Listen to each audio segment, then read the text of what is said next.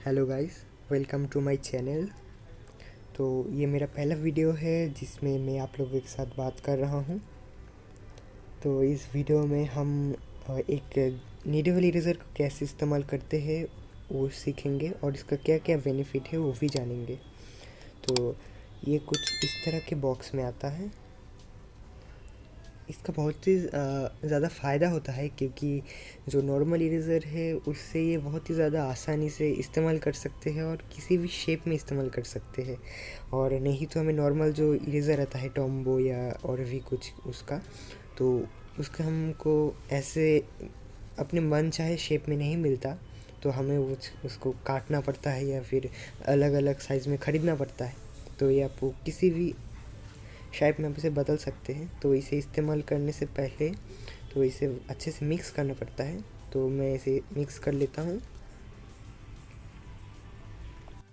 और उसके बाद मैं बताऊँगा कि आप इसे कैसे इस्तेमाल कर सकते हो और कहाँ कहाँ पे इस्तेमाल कर सकते हैं। तो चलिए शुरू करते हैं।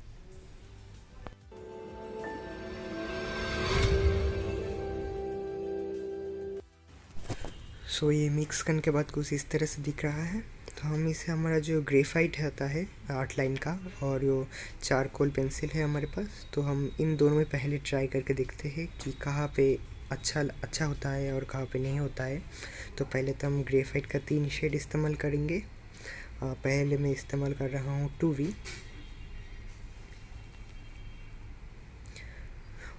तो मैं यहाँ पे 3 से 4 शेड लगा रहा हूँ इसके ऊपर। तो आपको भी समझ में आ जाएगा कि कैसे होता है। और अब हम कर रहे हैं 6V से। इस पे भी मैं 3 से 4 शेड लगा रहा हूँ। और इसके बाद हम करेंगे 10V से। जो 10V बहुत ही डार्क होता है, तो इस पे देखना बहुत ही फ़ायदेमंद होगा। अगर इस पे वो काम करता है तो आप देख लीजिए। तो हम इसका एक जो साइड होता है ना, वो ब्लेंड कर लेते हैं कि हमको दोनों पे ही पता चल जाएगा कि ब्लेड में कैसे होता है और जो रफ़ साइज़ है उसमें कैसे काम करता है ये।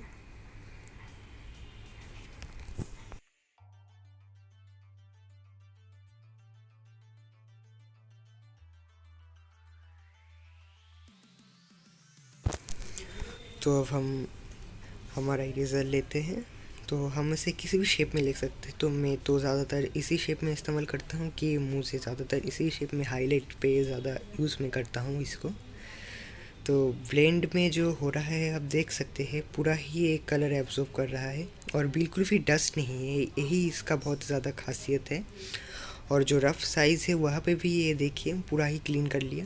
और हम पूरे पे ही चेक कर लेते हैं। तो देख सकते हैं थोड़ा थोड़ा जो है वो रह रहा है। तो ये ज़्यादातर हाईलाइट के लिए ही इस्तेमाल होता है कहीं पे। और हम 6V पे ट्राई कर रहे हैं। तो 6B पे जो है ये एब्जॉर्ब कर रहा है लेकिन थोड़ा रह रहा है। तो जो हमारा रफ़ साइज़ है हम उस पर भी देख लेते हैं कि कैसे होता है ये।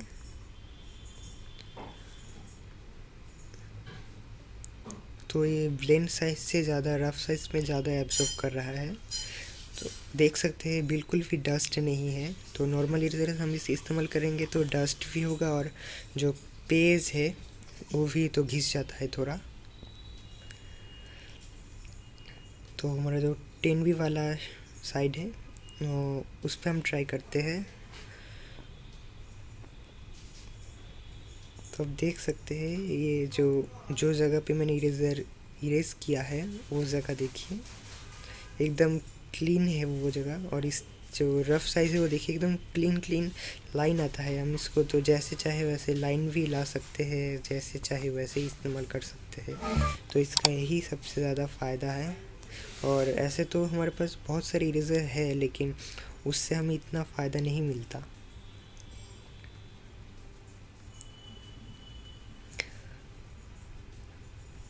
सो अब हम ट्राई करते हैं जो हमारा चारकोल पेंसिल है। ये मैंने मीडियम वाला पहले लिया है। तो हम इस पे भी 4 से 5 शेड लगा रहे हैं। और अभी मैंने लिया हार्ड।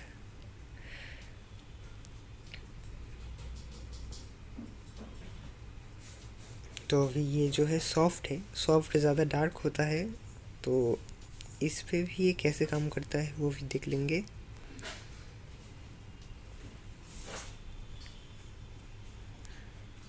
तो हमारा जो मीडियम वाला है उस पे ये बहुत ही अच्छे से काम कर रहा है, एब्जॉर्ब कर रहा है। तो हम इसे डब डब करेंगे तो भी ये निकल लेगा सब। जो चारकोल का जो ऐसे नहीं निकलता किसी भी इरेज़र से, तो चारकोल के लिए तो ये मस्ट है, ये इरेज़र आपको इस्तेमाल करना चाहिए ही। तो ये जो हार्ड वाला है तो इस पे भी ये काम कर रहा है, आप देख सकते हैं। थोड़ा थोड़ा तो रहेगा ही, क्योंकि हमें जो इस्तेमाल करना है बहुत ही हल्के हाथों से करना है, तभी ये इरेज़ करेगा। वो ज़्यादा ज़ोर लगे इरेज़ होगा, लेकिन पेपर पे इफेक्ट पड़े थोड़ा तो पड़ेगा ही।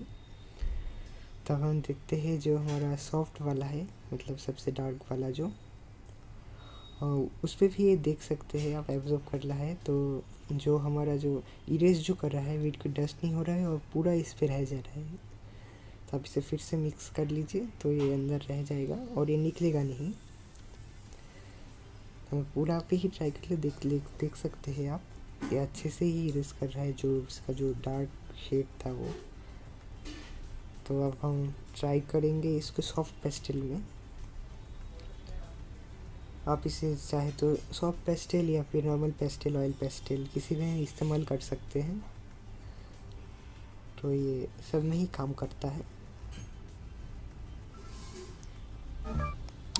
तो ये देख सकते हैं ये जो हल्का वाला जो शेड है उस पर भी ये काम कर रहा है। पूरा ही पेज का जो कलर है वो निकल आया।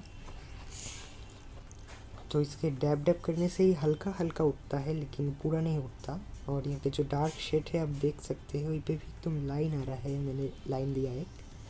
तो इसका यही फ़ायदा है कि आप किसी भी शेप में इस्तेमाल कर सकते हैं। कि नॉर्मल इरेज़र को हम इस तरह से नहीं इस्तेमाल कर सकते, हमें वो काटना पड़ता है, फिर अलग अलग साइज़ में ख़रीदना पड़ता है।